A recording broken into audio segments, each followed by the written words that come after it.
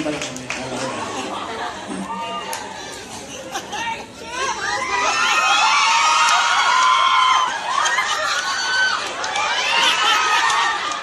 Ang saya-saya! And since I said saya, we're reading Another Word for Happy by Agay Llanera.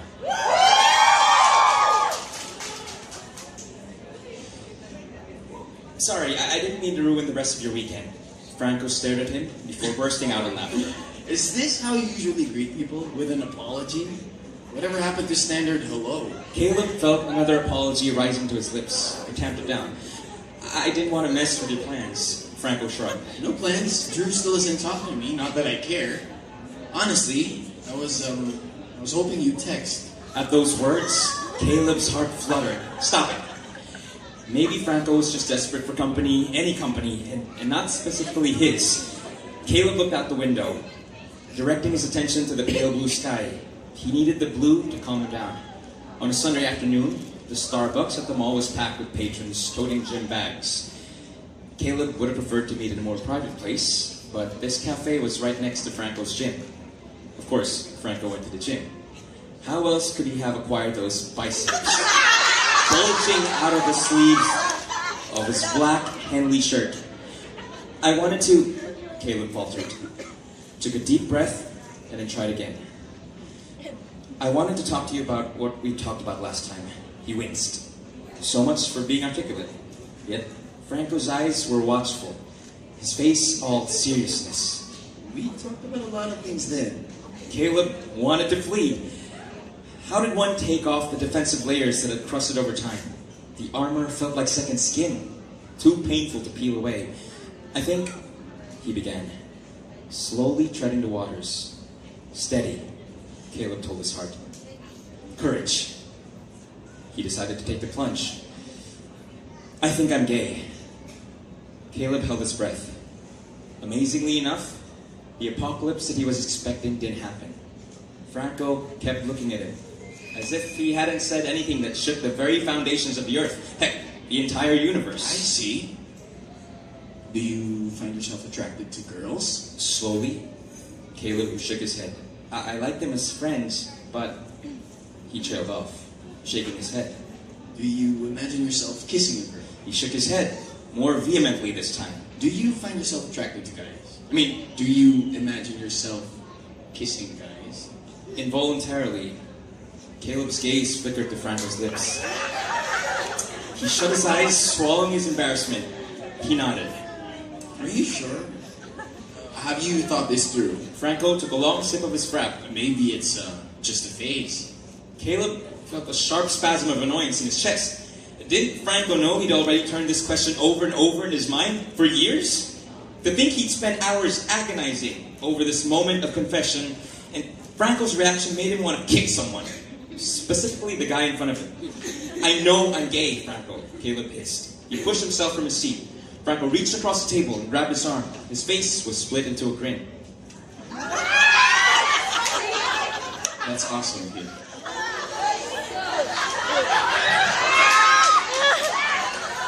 Where was this music coming from? This joyful, spontaneous music pouring from the fingertips of Caleb, barely recognized as his own. When Caleb played Mozart's 12 variations for Sir Carillon the first time, his teacher had complained about his lack of expression. But how it was different now. At this late hour, Caleb should have been feeling sleepy. But the images kept flooding his mind in color and high definition. Caleb finally understood how Mozart's composition told the story. Not of the composer's or anyone else's, but Caleb's own. Of how his crazy afternoon had unfolded with Franco. Mozart's first variation began tentatively, reminding him of how a child would shyly sing Twinkle, Twinkle, Little Star in front of class. It was exactly how Caleb had felt when, after coffee, Franco had driven them to the park, which he hadn't visited since he was a kid. Trust me, Franco had given Caleb his best mischievous smile, dark eyes dancing. This is gonna be fun. Caleb moved on to the succeeding variations, fingers flying off the keys to keep up with the tempo. The running 16th notes told the story of how Caleb threaded through the crowd to the mini amusement park. This was where he was engulfed by shrieks and laughter from rides that spun and swung. Then came the triplet notes that should also be played fast, like eating ice cream before it melted. It reminded Caleb of the messy triple scoops of avocado, cheese, and chocolate Franco had bought for them from the Mamang Sorbetero. On the fourth variation, the tempo slowed down, allowing the notes to breathe. It was Caleb telling Franco, "Thank you for doing this." It was Franco grinning at him, the corner of his mouth dabbed with green ice cream, as he said, Coming out is a beautiful, happy thing. Deserves a celebration. Then, the notes are at it again, sprinting over the scales in offbeat patterns. It was Caleb on the zip line, clutching the rope with a death grip. For a second, he dared look down. He felt like he was plunging into his death, so he shut his eyes and yelled his lungs out. When it was over, he wobbled into the safety of solid ground, pale, but laughing, and returning Franco's high five. Then, it was Franco's turn to ride the zip line, and Caleb had to catch his breath, because it was like watching poetry.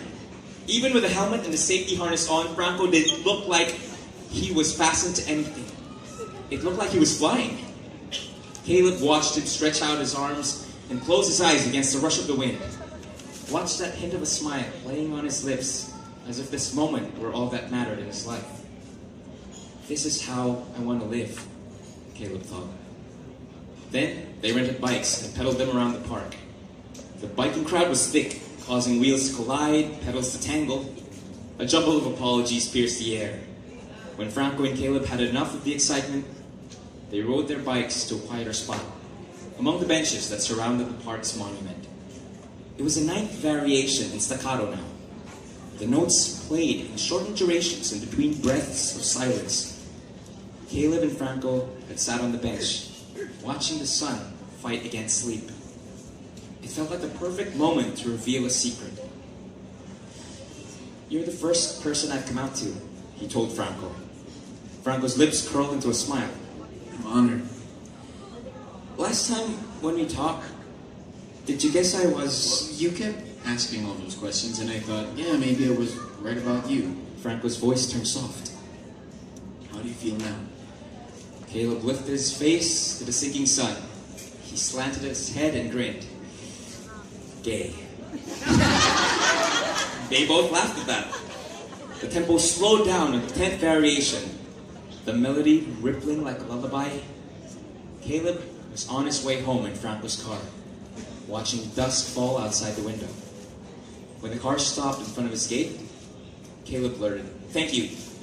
The words seemed inadequate, so he added, "For the ride, and the ice cream, and everything." No problem, Franco said. During dinner, he had forced himself to eat the ginisang munggo his mom had slaved over. It tasted like cardboard in his mouth. He managed to hold a decent conversation with his mom, revealing only half-truths about this afternoon. "I was at the mall with a friend." No, you don't know him." "Yes, I'll think about joining the choir." When he had gone up to his room, Caleb couldn't sleep. So he went down and played the piano, not caring what the neighbors thought. He was into the 11th variation when his phone beeped and a message from Franco. "Had a great time today. Let's hang out again sometime this week. Good night."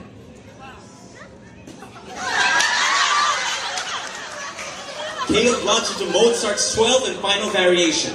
The notes laughed and scampered, almost tripping over each other, the melody keeping up with the swift beating of his heart. The music sounded like a promise of happiness waiting around the corner. Caleb smiled while playing, snapping his head back with a flourish as the final note exploded in the air. Mozart really knew how to end things with a bang. Another word for happy. By Agay